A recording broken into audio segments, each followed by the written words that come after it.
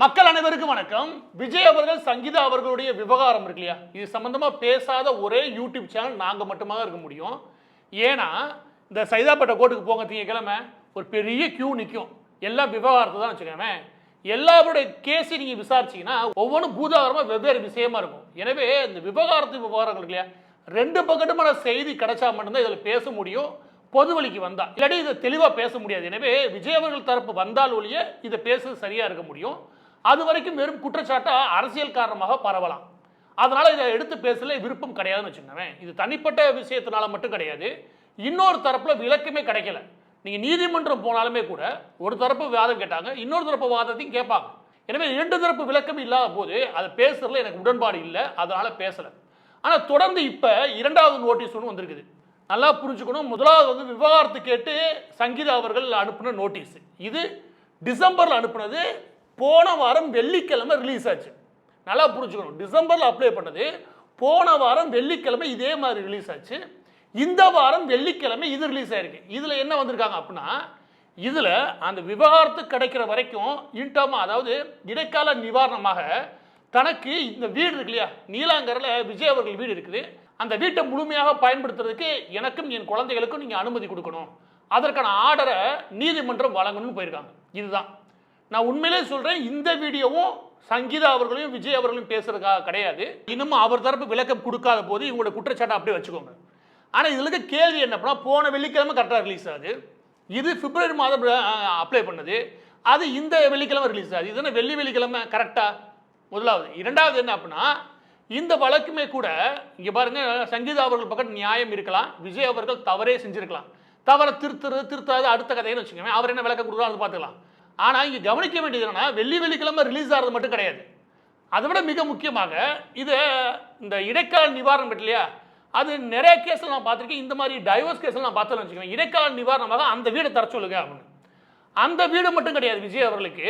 எனக்கு தெரிஞ்சு ஈசிஆர்ல 3 இருக்கு, பட்டினப்பாக்கத்தில் ஒரு அபார்ட்மெண்ட் இருக்குது. எனவே அவருக்கு வீடு இருக்கு.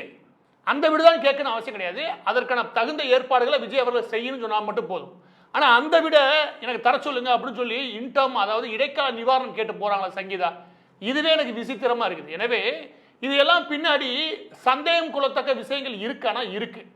அதுக்காக விஜய் அவர்கள் செஞ்ச நியாயப்படுத்துறதுக்காக விஷயம் கிடையாது. ஆனா அரசியல் காலகட்டத்தில் கரெக்டா ஒரு மாதத்துக்கு முன்னாடி டிசம்பர்ல அப்ளை பண்ணதை கடைசியா மார்ச் மாதம் 1 தேதி, அதுக்கப்புறம் ஒவ்வொரு வெள்ளிக்கிழமை வெளியே வரது இல்லையா, இது உண்மையிலே சந்தேகத்தை உருவாக்குது. ஏன்னா அது ரிலீஸ் ஆகிறதுக்கு ஒரு நாளைக்கு முன்னாடி திமுக எம்பியே மறைமுகமா ஒரு ட்விட் வேற போட்டான்னு வச்சுக்கோங்க. எனவே திமுக கை பின்னாடி இல்லவே இல்லைன்னு சொல்ல முடியாது. சங்கீதாவை பின்னிருந்து திமுக இயக்குதா, இதுக்குள்ள நான் வரல. ஆனா திமுக இல்லாம இல்லை, அது மட்டும் என்னால் உறுதியாக சொல்ல முடியும். ஆனா இந்த சங்கீதா விஜய் அவர்கள் விவகாரம் இருக்கு இல்லையா, இதை விட ரொம்ப முக்கியமானது தெரியுமா, இதை பேச சொல்றீங்க, பலதும் ஏன் பேசலன்னு கேட்குறீங்க, அதனால இதை சொல்ல வேண்டியிருந்துச்சு. எனவே இதுல விஜய் அவர்கள் தரப்பு வந்ததுக்கு அப்புறம் உட்காந்து பொறுமையா பேசுங்க. ஆனா இதை விட மக்களுக்கு அதி முக்கியமான ஒரு விஷயம் இருக்குது. என்ன அப்படின்னா, கடந்த 2 வாரங்களாக நாம சும்மா 41 டிபார்ட்மெண்ட்ல இருக்கக்கூடிய வெவ்வேறு அமைச்சர்கள் செய்யக்கூடிய ஊழல்கள் பட்டியல், அது எவ்வளவு மோசமானன்ற விஷயத்தை உடைச்சு வெளியே கொண்டு வந்திருக்கோம். அதுல கடைசியா நேரு அவர்களுடைய ஒட்டுமொத்த விவகாரத்தை வெளியே கொண்டு வந்தோம். அதற்கு முன்பு ஏவா வேலு அவர்கள், அதற்கு முன்பு துரைமுருகன் அவர்கள், இந்த 3 பேர் தான் கொண்டு வந்தோம். இன்னைக்கு நாம அமைச்சர் மூர்த்தி இருக்கார் இல்லையா, இவரை கொண்டு வர போறோம். முதலாவது நம்ம பார்த்தது பொதுப்பணித்துறை நெடுஞ்சாலைத்துறை அமைச்சர், 2 டிபார்ட்மெண்ட். அதற்கடுத்து தண்ணீர் வளம், அதோட சேர்த்து மைனிங் டிபார்ட்மெண்ட், கனிம வளம் இருக்கு இல்லையா, அது சம்பந்தமானது, அதுல துரைமுருகன் அவர்கள். அதற்கடுத்து இந்த நகர்ப்புற மேம்பாட்டு வளர்ச்சி இல்லையா, அந்த டிபார்ட்மெண்ட், அதுல KN நேரு அவர்கள். இவங்க எல்லா பேருமே அவங்க டிபார்ட்மெண்ட்ல கடந்த 5 வருஷத்துல குறைஞ்சது 50,000 கோடி சம்பாதிச்சிருப்பாங்க. இதற்கான புள்ளி விவரத்தோட ஆதாரங்களை நம்ம வெளியிட்டு இருந்தோம். இப்ப 4ஆவதா இருக்கக்கூடிய அமைச்சர்கள் இல்லையா, அவர் பேரு மூர்த்தி அவர்கள். இதுதான் முக்கியமான விஷயம். தமிழ்நாட்டுக்கு சங்கீதா அவர்களும் விஜய் அவர்களுடைய தனிப்பட்ட விவகாரம் இருக்குல்ல, அதை விட முக்கியமானது இது. இதை கொஞ்சம் நீ கவனிச்சு வச்சுக்கவேன், நாட்டில் எது நல்லது கெட்டதுன்ற விஷயமா புரியும். ஏன்னா நம்மளுடைய கடமை, ஒரே கடமை ஓட்டு போடுறது, அதை ஒழுங்கா போடணும். இவங்க எப்படி கொள்ளையடிக்கிறான்ற விஷயம் கண்கூடா தெரியுது. அது தெரிஞ்சுமே கூட நம்ம உணராம இருந்தோம் வச்சுக்கவேன், நமக்கு ஒரு பெரிய கஷ்டம் காத்திருக்கு. அது என்னன்ற கடைசியாக சொல்றேன். இப்ப இந்த பதிவை பொறுத்த வரைக்கும் மூர்த்தி அவர்கள், மூர்த்தி என்னவா இருக்காரு அப்படின்னா, அமைச்சர் மூர்த்தி பதிவுத்துறை மற்றும் வணிக வரித்துறை, இப்படி நம்ம முன்னாடி பார்த்தவங்க மாதிரி இவர் 2 டிபார்ட்மெண்ட் கையில் வச்சிருக்காரு. ஒன்னு பதிவுத்துறை, இன்னொன்னு வணிக வரித்துறை. இந்த 2 டிபார்ட்மெண்ட் இதுல இந்த பதிவுத்துறை இருக்கு இல்லையா, இதுல எப்படியா இருக்கு ஸ்ட்ரக்சரு, வணிக வரித்துறை இருக்கு இல்லையா, அது தனியா. இந்த ரெண்டையும் தனித்தனியா சொல்றேன். இந்த அமைச்சரை என்.கே. ஸ்டாலின் என்ன சொல்லுவார் அப்படின்னா, எதையுமே மூர்த்தி பிரம்மாண்டமா நடத்துவார். எப்படி பிரம்மாண்டமா நடத்துவார். இந்த பிரம்மாண்டமா ஏன் நடத்துறாருன்னு ஸ்டாலின் ஏன் சொல்றாரு நான் சொல்றேன், இதை கேளுங்க. இதுதான் முக்கியமானது உங்களுக்கு. என்ன அப்படின்னா, முதலாவது நம்ம அதுக்குள்ள போறதுன்னு சொல்றேன், இந்தியாவிலேயே அதிகமா இந்த ரிஜிஸ்ட்ரேஷன் ஃபீஸ் வாங்குறாங்க இல்லையா, அது அதிகமா இருக்கிறது தமிழ்நாடு தான், 4%. மற்ற எல்லா மாநிலங்களும் 1%, 1/2% தான். 4% வந்ததும் நாங்கள் குறைச்சிருவோம், அதை பண்ணிடுவோம், இதை பண்ணிடுவோம், ஏகப்பட்ட வாக்குறுதிகள் வந்து ஒண்ணுமே பண்ணல. நீங்க கொஞ்சம் கவனிங்க. ஆந்திர பிரதேசத்தை பொறுத்த வரைக்கும் 5% ஸ்டாம்ப் டியூட்டி, 1/2% தான் ரிஜிஸ்ட்ரேஷன் ஃபீ, 2 சேர்த்தா 5.5%. தெலுங்கானா அதே மாதிரி 5.5%. கர்நாடகா 5% ஸ்டாம்ப் டியூட்டி, 1% வந்து ரிஜிஸ்ட்ரேஷன் ஃபீ, 6%. மகாராஷ்டிரா 6%. குஜராத் அதே மாதிரி ஏறக்குறைய 6%. ஆனால் தமிழ்நாடு ஸ்டாம்ப் டியூட்டிக்கு 7%, ரிஜிஸ்ட்ரேஷன் ஃபீஸுக்கு 4%. ஏறக்குறைய 11% இருக்கக்கூடிய ஒரே மாநிலம் தமிழ்நாடு மட்டும்தான். அசாம் கூட கம்மி, வருவாயே இல்லாத கேரளா கூட 10% தான். இப்போ 11%. அதுல ஸ்டாம்ப் டியூட்டி 7%. ஸ்டாம்ப் டியூட்டி 8, 7 வச்சுக்கலாம் உண்டு வச்சுக்கோங்க. ஆனால் இந்த ரிஜிஸ்ட்ரேஷன் ஃபீஸ் எவனுமே எனக்கு தெரிஞ்சு 4% இந்த இந்தியாவிலே கிடையாது.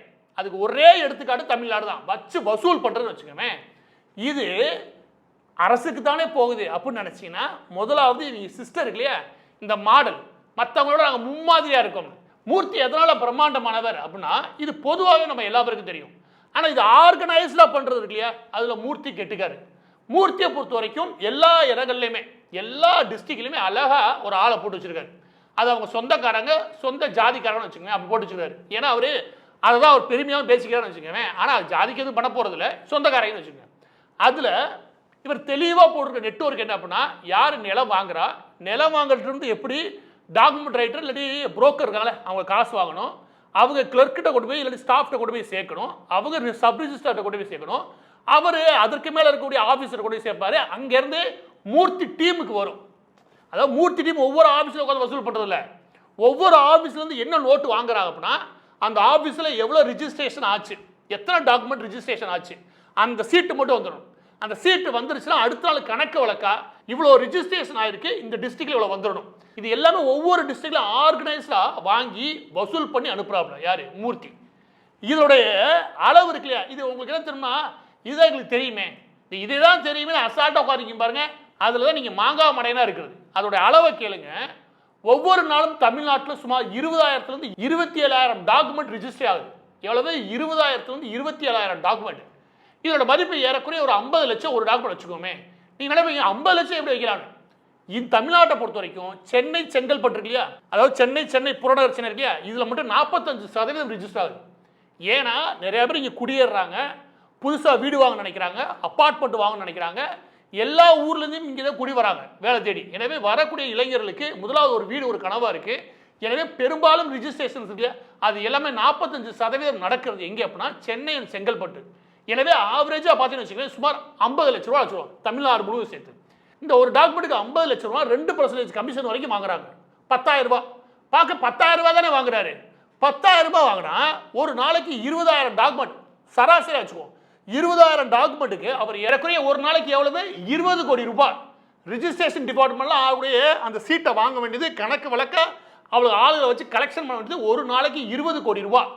கணக்கு வழக்கு எல்லாம் உள்ள போற தொகை ஒரு வருஷத்துக்கு சுமார் 42 லட்சம் ரிஜிஸ்ட்ரேஷன் ஆகுது. இதன் மூலமாக சிம்பிளா கணக்க முடிக்கிறேன், இதன் மூலமாக வருஷத்துக்கு மூர்த்தி அவர்கள் இந்த ரிஜிஸ்ட்ரேஷன் ஆபீஸ் மூலமாக, இந்த சப் ரிஜிஸ்டர் இல்லையா, இந்த ஆபீஸ் மூலமாக வசூல் பண்ற தொகை 7,500 கோடி. ஒரு வருஷத்துக்கு 7,500 கோடினா 5 வருஷத்துக்கு இது அப்படியே நிப்பாடுங்க. இது ரிஜிஸ்ட்ரேஷன் டிபார்ட்மெண்ட். இதற்கு அடுத்து இவர் கையில் இருக்கிறது வணிக வரித்துறை. இந்த வணிக வரி இருக்கு இல்லையா, இதுல ஜிஎஸ்டி காமன் ஆக்கிட்டாங்க. அதனால சென்ட்ரல் கவர்மெண்ட் தான் பார்க்குது நீங்க நினைப்பீங்க, கிடையாது. ஐயா சென்னையில் ஒரு ஆபீஸ் ஒன்று போட்டிருக்காரு, நீங்க நம்புங்க. இதுக்கு சம்பந்தமான ஆதாரங்கள் எவன் அதில் சம்பந்தப்பட்டவன் என்ன பேசுறானுங்க எல்லா விஷயம் நான் வெளியிடுறேன். ஆனா விஷயத்தை முதல்ல சொல்லிடுறேன் சிம்பிளா. அது என்ன அப்படின்னா, ஒரு ஜிஎஸ்டி அசஸ்மெண்ட், அதாவது ஸ்டேட் கவர்மெண்ட்டும் அந்த காட்டக்கூடிய வருமானம் இருக்குல்ல அது சரியா காட்டுறாங்களா அப்படின்னு சொல்லி ஒரு அசஸ்மெண்ட் போடுவாங்க. தமிழ்நாட்டில் சும்மா 14 லட்சம் பேர் ஜிஎஸ்டி ரிஜிஸ்ட்ரேஷன்ல இருக்குது இந்த வணிக வரிக்குள்ள. அதுல மாசம் 2000 பேருக்கு நோட்டீஸ் கொடுக்குறானுங்க. அது என்ன ஏதுன்னு கிடையாது. ஒரு மொசைக்கல்ல ஹோல்சேல் பண்றாரா, அவருக்கு ஒரு நோட்டீஸ். அந்த போட்டு யாருப்பா, ஒரு கன்ஸ்ட்ரக்ஷன் டிபார்ட்மெண்டா, அவருக்கு ஒரு நோட்டீஸ். எல்லா பேருக்கும் ஒரு நோட்டீஸ்.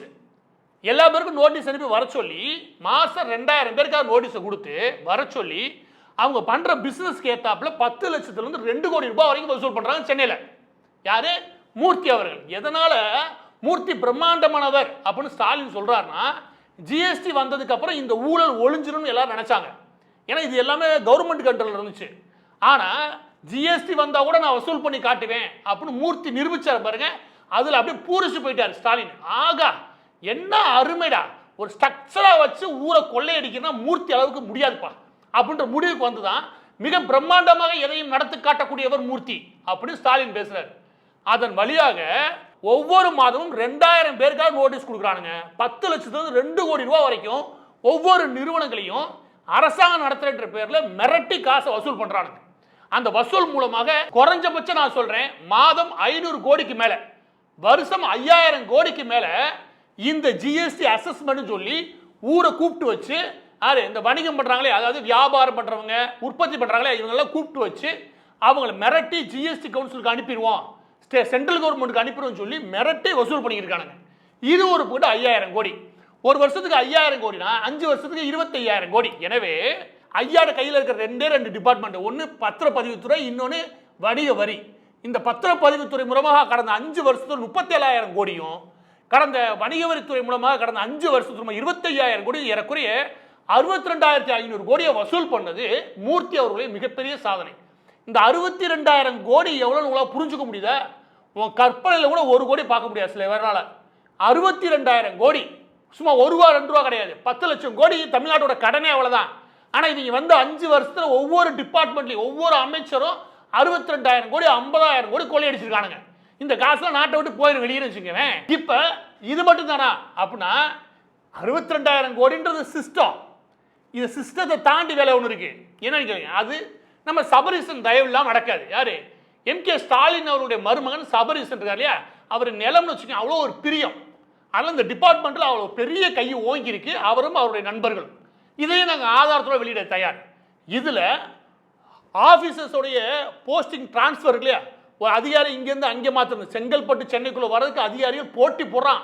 5 கோடிலேருந்து 10 கோடி தயார் கொடுக்கறதுக்கு, வந்து அந்த ரிஜிஸ்டர் ஆஃபீஸில் உட்கார்றதுக்கு, அந்த டிரான்ஸ்ஃபர் பண்ணுறது, போஸ்டிங் போடுறது, இதில் ஒரு பக்கெட்டு. இதெல்லாம் கொள்ளையே கிடையாது. இன்னொரு கொள்ளை ஒன்று இருக்குது. அது என்ன அப்படின்னா, இப்போ ஒரு பஸ் ஸ்டாண்ட் ஒன்று கட்டினாங்களா, கிளம்பாக்கம் பஸ் ஸ்டாண்டு, அதுக்கப்புறம் கோயம்புத்தூரை பற்றி வச்சுக்கோங்க ஒரு சிட்டி ஒன்று உருவாக்கி இருப்பாங்க, மதுரையில் பார்த்தீங்கன்னா புதுசாக ஒரு திட்டம் வரப்போன்னு சொல்லுவாங்க. இது எல்லா இடத்துல ஒன்று கிளப்பி விடுவாங்கல்ல, அதை கிளப்புறதுக்கு முன்னாடி ஃபார் எக்ஸாம்பிள் சொல்கிறேன், அந்த இடத்துல இந்த ஏர்போர்ட் ஒன்று வருது இல்லையா, அந்த இடத்துல இவங்க அந்த திட்டம் அறிவிக்கிறதுக்கு முன்னாடியே அந்த இடங்கள்ல 1000 ஏக்கர் 700 ஏக்கர் 800 ஏக்கர் வாங்கிடுறது. வாங்கினா ஒரு 1 லட்ச ரூபா போட்டு வாங்கணும்னு வச்சுக்கோங்க, அந்த இடத்துல திட்டம் அறிவிச்சதுமே 8 மடங்கு கூடுது. கவர்மெண்டோட வேல்யூவேஷனை மேனிப்புலேட் பண்றானுங்க. அதாவது 1 லட்சம் இருக்கக்கூடிய ஒரு விஷயம் திடீர்னு அந்த அறிவிப்பு வந்ததுக்கு அப்புறம் அடுத்த 3 மாசத்துல அது 8 லட்சம் ரூபாய்க்கு மாறுது வேல்யூவேஷன். ஒரு எடுத்துக்காட்டு சொல்றேன், 8 மடங்கு கூடுது. 8 மடங்கு கூடுறது மூலமா ஒரு 100 கோடியை போட்டு 200 ஏக்கரை எழுதி வாங்குறான்னு வச்சுக்கோங்க, அந்த இடத்துல அதுக்கு வேல்யூ எவ்வளோ போடுவாங்க, அவங்க 20 கோடின்னு போட்டு முடிச்சிருவாங்க. அப்போ 150 கோடி கருப்பு பணத்தை உள்ள அனுப்பியாச்சு. இரண்டாவது பக்கத்து வேல்யூவேஷனை கூட்டுறது மூலமா அதை திரும்ப சேல்ஸ் கொண்டு வந்து, ரியல் எஸ்டேட் சேல்ஸ் கொண்டு வந்து அதை வித்து மக்கள்கிட்ட 8 மடங்கு லாபத்துல வித்து அதை ஒயிட்டாவை மாத்தி வியாபாரம் பார்த்துறாரு. சபரீசனோட மெயின் பிசினஸ் தமிழ்நாடு முழுவதும் அவருடைய திட்டங்கள் இருக்குல்ல, அதை அறிவிக்க ரெடியா வச்சுக்கோங்க. அந்த ஒரு 500 ஏக்கர் வாங்கடா, அந்த ஒரு 200 ஏக்கர் வாங்கடா, வாங்கிட்டு அறிவிக்கிறது. இதன் மூலமா பெரிய வசூல், அதெல்லாம் லஞ்சம், இதெல்லாம் தன் அதிகாரத்தை பயன்படுத்தி மேனிப்புலேட் பண்ணி அதன் மூலமாக தந்திரமா சம்பாதிக்கிறது. இது ஒரு பக்கெட்னா எங்கெங்கெல்லாம் பிரச்சனை இருக்கோ, எவன் 50 ஏக்கர் 100 ஏக்கர் பிரச்சனையோட இருக்கானோ அவன்கிட்ட இன்னும் கொஞ்சம் பிரச்சனை பண்ணி அந்த விஷயத்தை வாங்கி அதில் டாக்குமெண்ட் எந்த அளவுக்கு முடியுமோ அத்தனை டாக்குமெண்ட்டையும் சரி பண்ணுறது கிடையாது, மேனிப்புலேட் பண்ணி அதை விற்கிறது. இந்த வேலை தான் சபரீசன் சம்பந்தப்பட்ட நபர்கள் தீவிரமாக பண்ணுறது.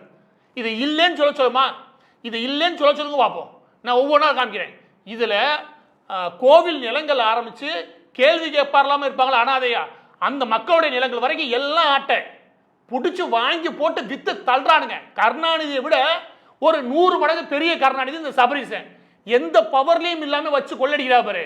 இந்த ஆளாம் புடிச்சிட்டு போகாம சென்ட்ரல் கவர்மெண்ட் ஏன் விட்டு வச்சிருக்குன்னு தெரியல. எனவே பதிவோட இறுதியாக சங்கீதா என்ன ஆவாங்க, விஜய் என்ன ஆவாங்க, இதை விட ரொம்ப ரொம்ப முக்கியம் தெரியுமா, நீ என்ன ஆவ இந்த மாதிரி கொள்ளையடிச்சா? யோசிச்சு பாருங்க. முதலாவது ஏவா வேலு நெடுஞ்சாலைத்துறை, அதுக்கப்புறம் பொதுப்பணித்துறை அமைச்சர், அதுக்கப்புறம் துரைமுருகன் கனிமவள கொள்ளை, அதுக்கப்புறம் நேரு நகர்ப்புற வளர்ச்சி, இப்படி 3 பேர் 50,000 கோடி அடிச்சாங்கன்னா இந்த வந்துட்டாரு மூர்த்தி. மதுரையில இருந்து வெக்கமே இல்லாம மதுரையில் இவருக்கு ஓட்டு வேற போடுறீங்க. எதுக்காக ஓட்டு போடுறீங்க சொல்லுங்க பார்ப்போம். எது ஆர்கனைஸ்டா கொள்ளையடிக்கிறதுக்கா? 65,000 கோடிடா இந்த நாட்டை விட்டு போயிருக்கோம். இவன் இந்த 4 பேர் சேர்ந்து 4 அமைச்சர் வெளியிட்டிருக்கோம். இன்னும் எல்லா அமைச்சரும் வெளியிடுறேன். இந்த 4 அமைச்சர் சேர்ந்து அடிச்ச கொள்ள மட்டும் 2 லட்சம் கோடிக்கு மேலேனா அதுல பாதி அளவு எப்படியும் ஸ்டாலின் குடும்பத்துக்கு போயிருக்கும். 1 லட்சம் கோடிக்கு அவருக்கு போயிருக்குமா? இவங்க எல்லா பேரும் சேர்ந்து காசை கொள்ளையடிச்சு துபாய் போன்ற வெளிநாடுகளுக்கு அனுப்ப போறானுங்க. ஹவாலா மூலமா அனுப்பிடுவாங்க. நீ என்ன பண்ணுவ? நக்கி கட்டி போயிடும் நாடு. இதை பத்தி பேசுங்கன்னா எந்த மீடியாவும் பேசுறது இல்ல. மக்களுக்கும் என்னன்னா அடுத்தவங்க அதை பத்தியே பேசி ஒரு சுவாரஸ்யம் தேடி பழகிருச்சு. இதனால ஏதாவது பிரயோஜனம் இருக்குன்னு சொல்லி பார்ப்போம். 10 பைசா பிரயோஜனம் கிடையாது. 10 பைசாக்கு பிரயோஜனம் ஒரு விஷயத்த நீ பேசி தீர. நீ பேச வேண்டிய திருத்த வேண்டிய விஷயம் ஒன்று இருக்குது. அதுல கவனம் செதறி இந்த பக்கம் திருப்புறான திமுக எவ்வளவு பெரிய ராஸ்கலா இருப்பான். அவன் பண்றதே திமுக நான் சொல்றேன். ஆனா நீ விழிப்புணர்வு ஆக வேண்டியது. இதுக்கு மேல இவங்களை விட்ட அடுத்த 5 வருஷத்துல 10 லட்சம் கோடி கடன் ஆயிட்டு எல்லாம் ஓடி போயிடுவான். இவன் பிள்ளை குட்டி இவன் பேர பிள்ளைலாம் இங்கே இல்ல, எவனும் இங்க இருக்கவும் மாட்டான். எல்லாம் டிஸ்டர்ப் ஆயிடுவான். எல்லாம் கிளம்பி வெளிநாடு போயிடுவாங்க. ஏன்னா காசு அடிச்சு வெளியே குமிச்சு வச்சிட்டாங்க. நீ இந்த நடுத்தருக்கு வர போற.